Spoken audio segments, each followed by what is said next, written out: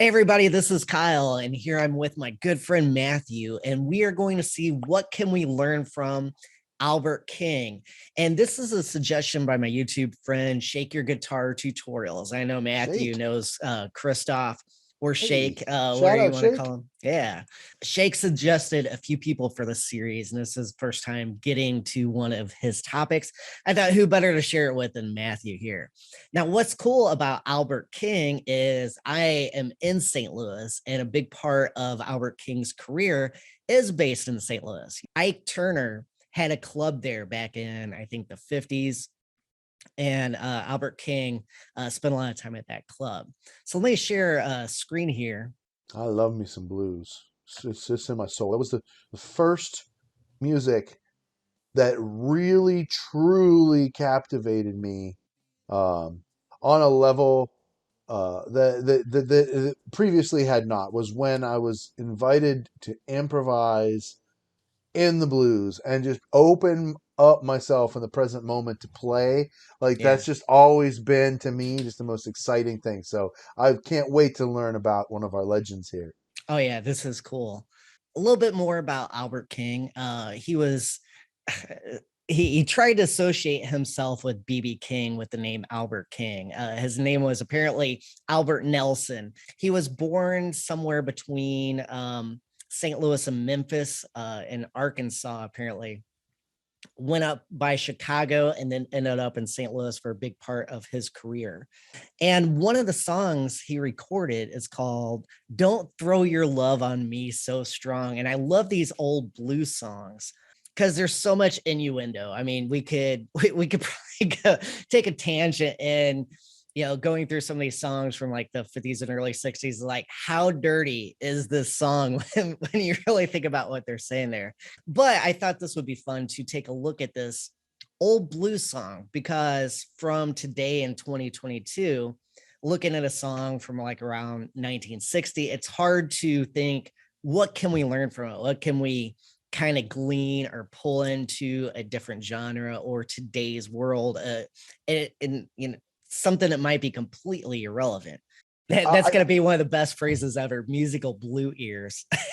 oh, oh. One thing I should say about King's playing is he, he in the late 50s, he's hanging out with, like I said, Ike Turner, Chuck Berry, here in St. Louis. Chuck Berry kind of helped, obviously help define the rock and roll guitar sound, things you do when you play lead guitar. But here you get to hear with Kings playing some of the more, I guess, down home in the blues kind of club type style, and being in a Chicago area and bringing it to St. Louis, you can hear an almost jazzy influence, and by that I mean the notes he's choosing to play.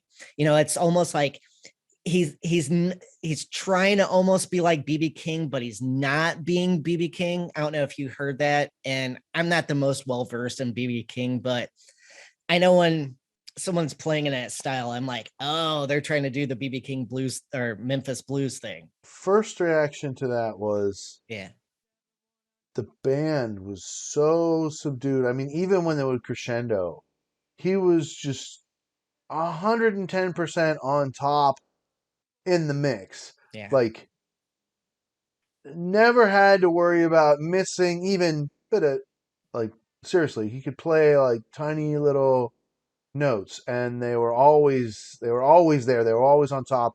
There was no volume war, which if you had a live band now trying to play something like that, good luck getting a mix to be that clean. right. I mean, Well, and that I actually sounded wanted the bass a little bit more, to be honest. uh But anyway, that's old, so right. we'll let that go. Yeah, But I loved his phrasing.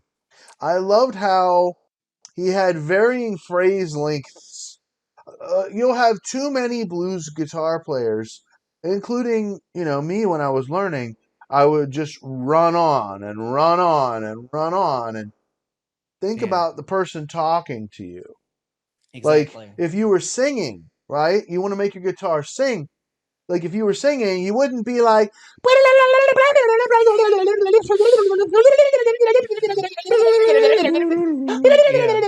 Yeah. you hear I'm struggling taking these quick little like scatter breathing is called in playing a wind instrument, right? Yeah. Because I just can't do that. So whenever you hear guitar players and they just noodle endlessly without Mhm. even just one long note, right?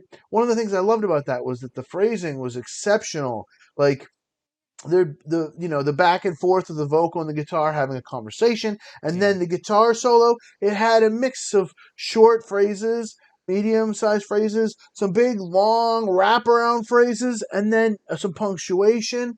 Like he would mix it up. And then when I Yeah. was complaining about the blue ears, right, he was right in the middle of one of those big epic massive phrases, and I knew it wasn't going to last that much longer because it Right. was nearing completion. And that's why I used the phrase I used. That was still that could be a tattoo. That's a great phrase.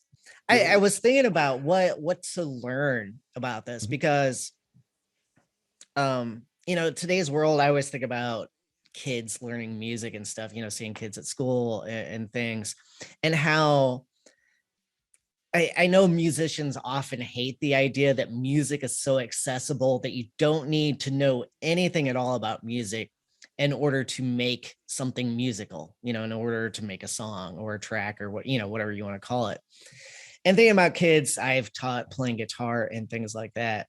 And I was struggling for a little bit thinking about, how what is a lesson that we could bring to 2022, of Albert King. And I was thinking you have to view it in the lens of like 1958, 1961, and think Albert King is in a place that is helping define a sound. And kind of like what you said about his playing, he's taking an instrument of the time, like 50s, 60s, 70s. That was the guitar decades right there, as well as other, big instruments in rock. But he's taken one of the defining instruments and speaking with it. And I think you nailed it, probably better than how I was going to say about his phrasing. That as a musician, you don't want to speak a whole bunch. And like right now, as I'm trying to explain, make a or leave a pause after a point, so then anybody watching this far in the video will go, oh yeah, that's a point. Oh yeah. And you get a moment to think and let the content of what you're saying sink in. The same way with Albert King, you get the sense of timeliness. You're transported somewhere. So like in today's world, how can you be where you are? How could you be? And that's a very weird concept, with the online world, because you could kind of transport yourself nearly anywhere virtually. But how can you be in a place? How can you be in a time? And how can you use the signature tool of the time? Like back in his time, the guitar. How can you use that to speak music with it? And that's a really neat idea. And I think as musicians, songwriters, that's something that after you've played for a while, how to speak with your instrument, which is different than just playing. And like like we were joking earlier, that's Mm-hmm. if you had a conversation with someone that spoke words as fast as they could and just rammed everything down your throat informationally, you would not like talking to that person. Likewise, as a musician, it's nice to package your ideas in a way that people can accept and ponder and feel and maybe have some interpretation with, and that sense of artistry, I think, is really neat and something that seems very applicable today.